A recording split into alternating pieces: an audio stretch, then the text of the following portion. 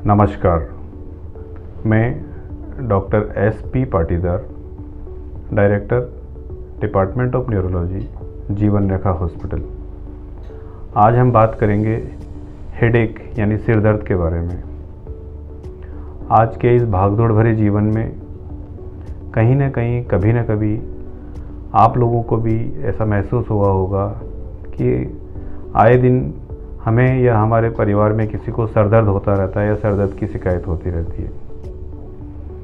ये सर दर्द किस प्रकार से होता है, क्या क्या इसके कारण हैं और इसके बचाव के तरीके, इलाज के तरीके क्या है, आज हम इसके बारे में बात करेंगे। सर दर्द मुख्यतः दो प्रकार का होता है। एक प्रकार माइग्रेन वाला है, दूसरा टेंशन टाइप हेडेक्स होते हैं।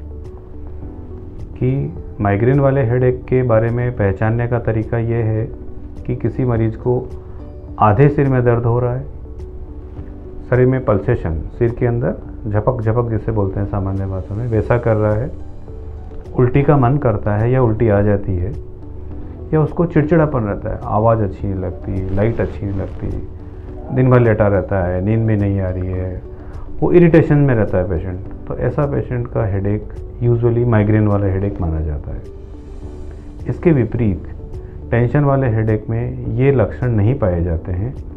मरीज को कोई तनाव की स्थिति है, जैसा कि आप जानते हैं आज दुनिया में हर आदमी को कुछ ना कुछ तनाव बढ़ रहा है, तो टेंशन टाइप हेडेक में पूरे सिर में दर्द होगा, हल्का हल्का डल एकिंग सा पेन होता रहेगा, मन नहीं लगना किसी काम में, गर्दन की नसों में खिंचाव आ रहा है, लेकिन उसको उल्टी का मन नहीं करेगा, उल्टी नहीं आएगी, या उसको इतना फोनोफोबिया नहीं होगा, वो टेंशन टाइप हेडेक कहलाते हैं।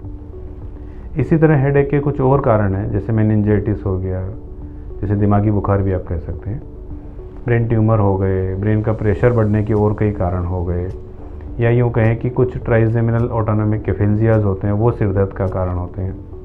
इस तरह से सिर दर्द के कुछ अन्य कारण भी हैं।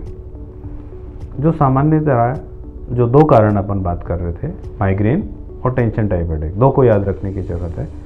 इनसे बचने के तरीके या इनसे कैसे अपन दर्द को कम करें, अपनी लाइफस्टाइल को बदल के कैसे करें, वो मैं आपको बताने जा रहा हूँ।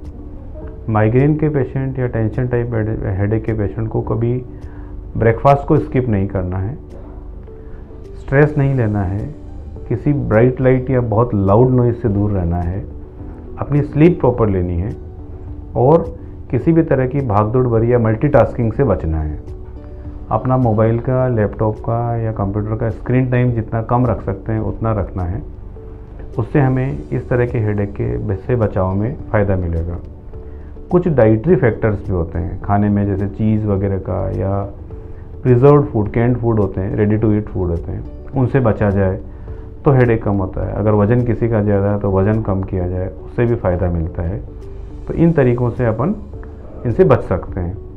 अगर किसी को पहले से ही बीमारी है तो वो प्राणायाम, योगा, एक्सरसाइज और मेडिटेशन, इन चीज़ों से भी हेडेक के अंदर अपन आराम प्राप्त कर सकते हैं, या यूँ कह सकते हैं कि जो फ्रीक्वेंसी है वो कम की जा सकती है।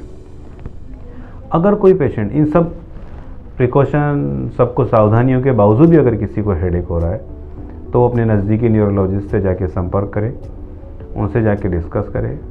अब वो जो ज़रूरी जांचें या दवाइयाँ हैं और जो डॉक्टर आपको प्रेस्क्राइब करे वो लें तो वो ठीक हो जाएगा। कुल मिला के मैं अगर सारांश में बोलना चाहूँ, सर दर्द से डरने या घबराने की ज़रूरत नहीं है।